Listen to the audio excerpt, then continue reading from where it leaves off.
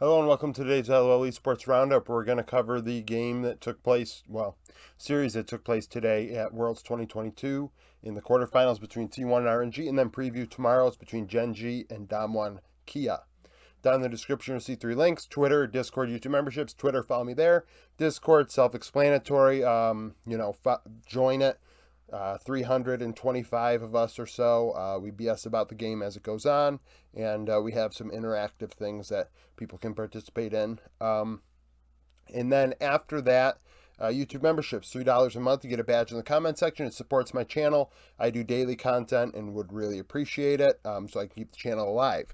$10 a month, you get that plus extra content. That includes this prediction. So right now I'm 64-20 for Worlds. I was around 68-70% for summer. I'm around 75, well, better than 75 now percent for Worlds. T1 RNG. I had T1 winning 3-2. Now that kind of leads us into it. T1 absolutely blows the doors off of RNG. Sorry about that. I do not edit my content if you're new here. So if I misspeak or sound like an idiot, I'm going to leave it up. So T1 win 3-0. Did not expect this. Like I said, I had a prediction 3-2. And I even said yesterday, the only way I could possibly see this happening is if RNG came out and COVID was still affecting them, and it didn't look like it was the case. Now, maybe they missed some scrims, and that is a thing. But for this to happen, it was a thing. So Zeus in top lane, 13-14, 24 is his KDA, 27% of the team's damage. Game 2 on a Jace, he had 7 or 8 deaths. I think he started 0-7. I don't know if he ended 0-7, but he had 7 deaths and they still won, which we'll get into. Gumayushi, 18-2-20, 80 carry, showing up in a big way, playing weak side, doing a great job. Honestly, they played some solid League of Legends today. A lot of different picks out of T1. For RNG, Gala went 9-5-6, 29% of the team's damage. He was not at fault for their loss, in my opinion. And Wei, 9-12-16. That was the second best kill score on the team. So what would that mean? Well, that means Breathe, Xiaohu, and Ming left a lot to be desired. So game 1, T1 just really just got after RNG.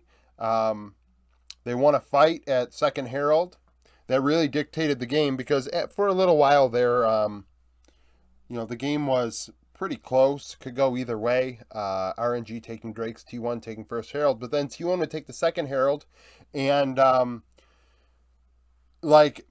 so they lost the fight, and then we came back from replay, and they were killing Breathe under turret on a Renekton, Camille for Zeus, and they dove him, and they killed him. Or was that game 2? Oh, that was game 1. Game 1.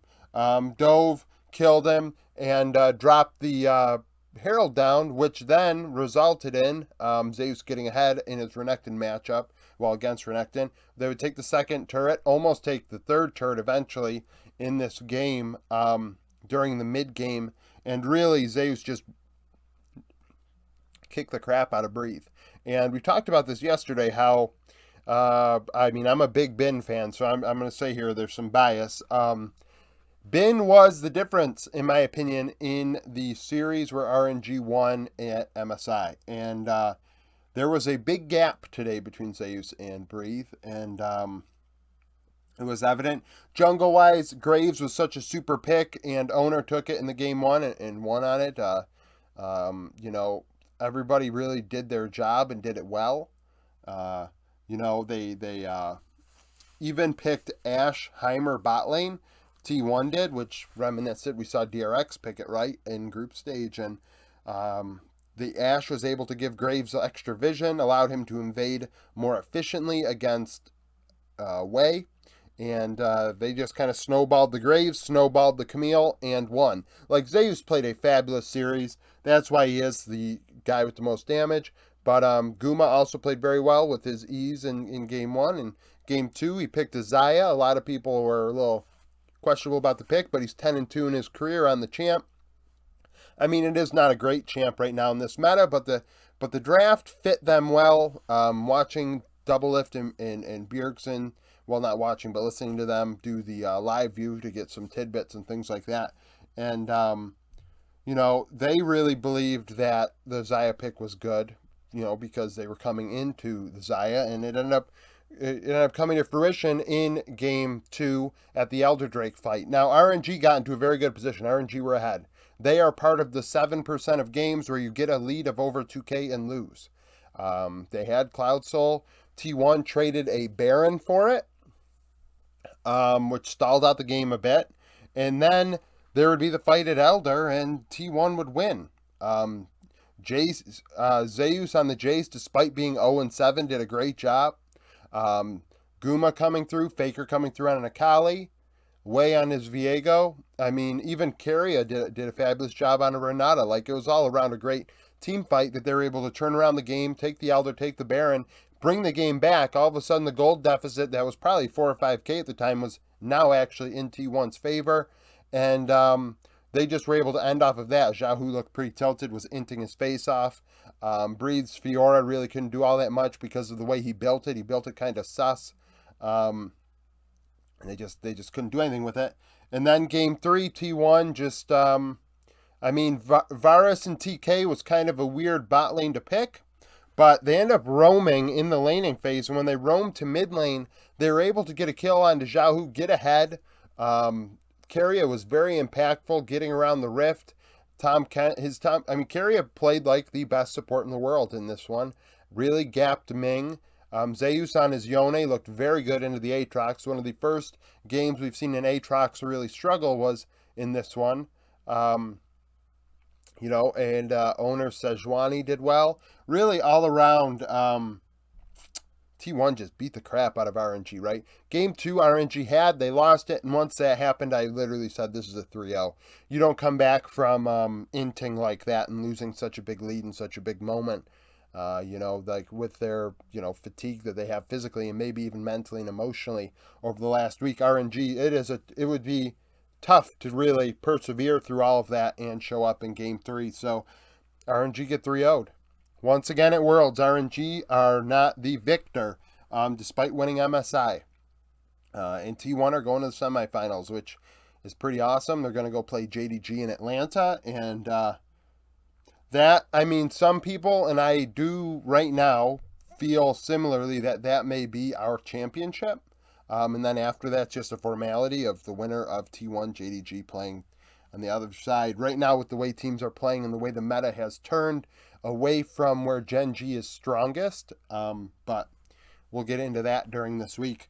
Now, preview, speaking of gen.g and Damwon Kia, obviously 2 LCK teams. They did not play in the LCK playoffs. gen.g choosing to play Sandbox, and Damwon then playing T1, losing to T1 in the playoffs. So, last time they played was in Week 8, Day 3 of Summer Split.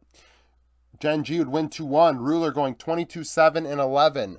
Now, we have to keep in mind, if you are not, this is what this channel's purpose was to go over games that people would miss in a quick fashion like this, and a series like this. So Damwon Kia had a brief moment where they didn't know if, I believe there were 2 rumors. It was either, a COVID situation with Kellen, or they took Kellen out and put Bible in. But regardless, Bible was in this series, and they lost. So they did not have all 5 of their players. But there's a reason why I have Doran and Nuguri on here. Doran, I believe, went like 2-13 in this series on the winning side.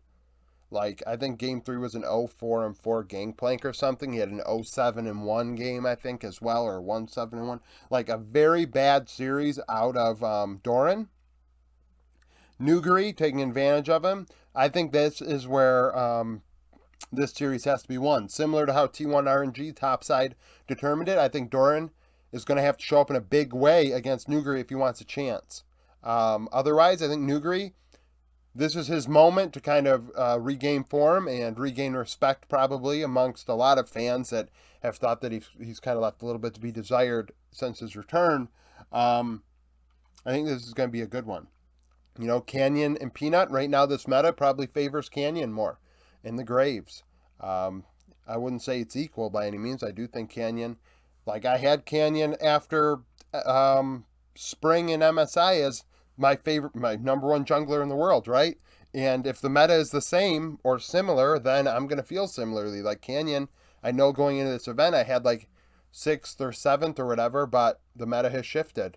And the meta has shifted into his favor. Now, Kanavi obviously is very cracked, so I'm going to hesitate actually and say Kanavi's still above Canyon, but Canyon is much better than he was at the end of in this series that they lost. Showmaker's playing better. Chovy has not been as impactful as we would like or expect for the best player in the world. He's not really playing like it. Bot lane in this series, game 2, Duck Dom had 11 kills on a Kalista. And then in game 3, Ruler had 12 kills on a Zeri, and I do not expect to see a Zeri tomorrow. So this series I expect to be another, well, I'm not going to say another, it's going to be another expectation of a 5-game series that, who knows, it might just piss in our Cheerios and be a 3-0 one way or the other. So that's it for the LOL Esports Roundup for today. Like the video if you like it. Subscribe to the channel for daily League of Legends content. Share it. I do this every day. Some people listen to it, I guess, as they commute, which is pretty awesome to hear. And also, the other part of my outro, right? Down in the description. Follow me on Twitter. Join the Discord. Become a YouTube member. And thank you for watching.